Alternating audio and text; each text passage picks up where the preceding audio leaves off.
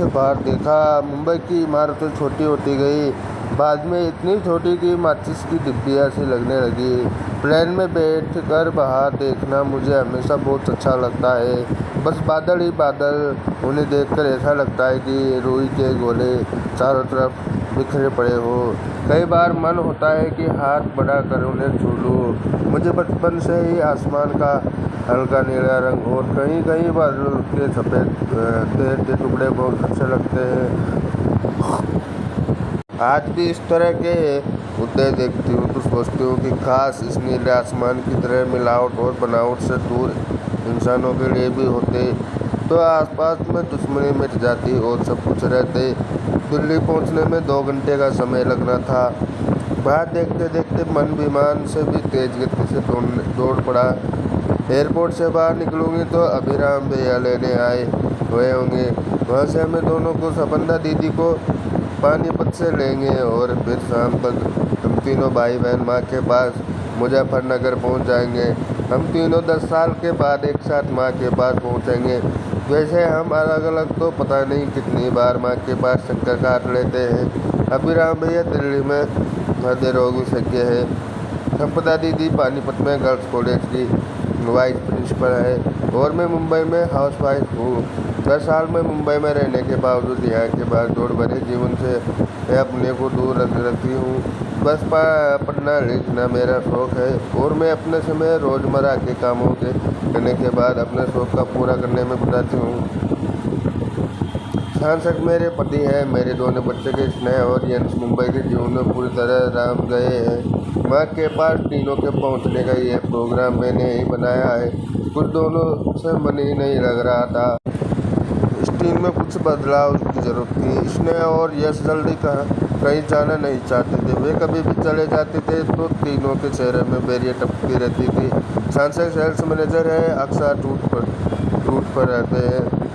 एक दिन अचानक मन में आया कि माँ के पास जाऊं और शांति से कम 1 सप्ताह रह कर आऊँ। सांसद या बच्चों के साथ कभी जाती हूँ तो भी भर कर माँ के साथ समय नहीं बिता पाती। इन्हीं तीनों की जरूरत को ध्यान रखती रही जाती हूँ। इस बार सोचा अकेली जाती हूँ। माँ वह अकेली रहती है। हमारे पापा का सालों पहले देहांत हो चुका है। माँ टीचर रही है, अभी रिटायर हुई है। हम तीनों भाई बहनों ने उन्हें साथ रहने के लिए कई बार कहा है, लेकिन वे अपने घर छोड़ना नहीं चाहती थी। उन्हें वहीं अच्छा लगता है। सुबह शाम काम के लिए राधाबाई आती है। सालों से वैसे भी माँ ने अपने अकेलेपन का रोना कभी नहीं रोया। वे हमेशा खुश रहती है, किसी न किसी काम में खुद को व्यस्त रखती। हाँ, तो मैंने ही दीदी और भैया के साथ यह कार्यक्रम बनाया है कि हम तीनों अपने अपने परिवार के बिना 1 सप्ताह माँ के साथ रहेंगे। अपनी हर व्यवस्था, हर जिम्मेदारी से स्वयं को दूर रख कर कभी अपने लिए, अपने मन की खुशी के लिए भी कुछ सोच कर देखे। बस कुछ दिन। अभिराम भैया को अपने मरीजों से समय नहीं मिलता। दीदी कॉलेज की गतिविधियों में व्यस्त रहकर कभी अपने स्वास्थ्य की भी चिंता नहीं करती।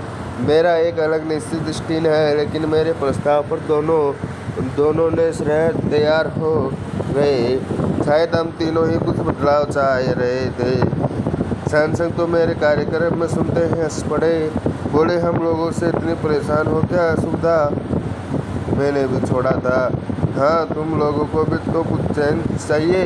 मैं जा रही हूँ, मेरा भी चेंज हो जाएगा और तुम लोगों को भी बोर हो गई हूँ। एक ही दिन से सांसद ने हमेशा की तरह मेरी इच्छा का मान रखा और मैं आज जा रही हूँ। एयरवेस्ट की आवाज़ से मेरी तंद्रता भंग हुई। मैं काफ़ी देर से अपने विचारों से गुम थी। दिल्ली पहुंचकर जैसे एयरपोर्ट से बाहर आई, अभिराम भैया खड़े थे। उन्होंने हाथ हिलाया तो मैं तेज़ी से बढ़कर उनके पास पहुंच गई।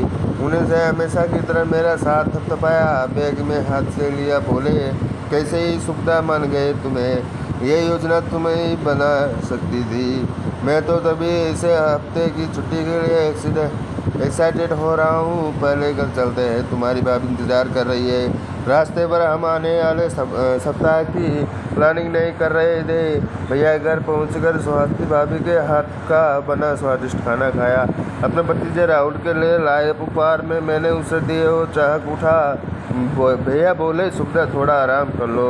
मैंने कहा बैठी बैठी आई हूँ, एकदम फ्रेश। कब निकला है?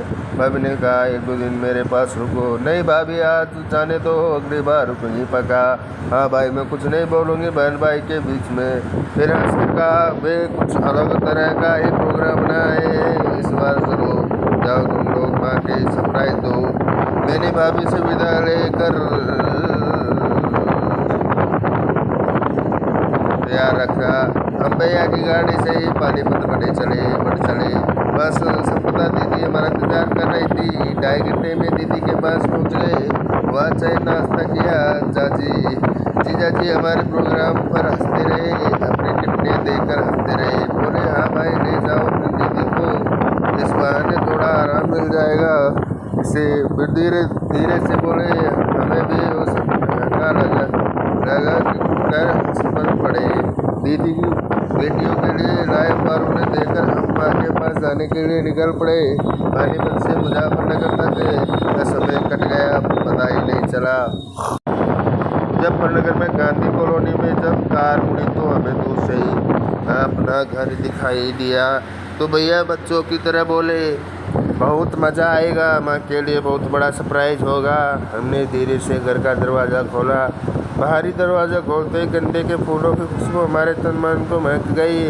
दरवाजे के एक तरफ अग्निमत गमले लाइन से रखे थे और माँ अपने पीछे की कैरी झुकी कुछ कर रही थी। हमारी आड़ से मुड़कर खड़ी हुई तो खड़ी रह गई। इतने ही बोल पाई, तुम तीनों एक साथ? हम तीनों ही माँ के गले लग गए। माँ ने अपने मिट्टी वाले हाथ झाड़ कर हमें अपने भावों में भरा तो पल भर के लिए सबकी आंखें भर आई।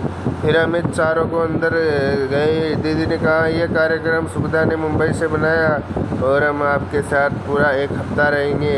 माँ की खुशी का कोई ठिकाना नहीं था।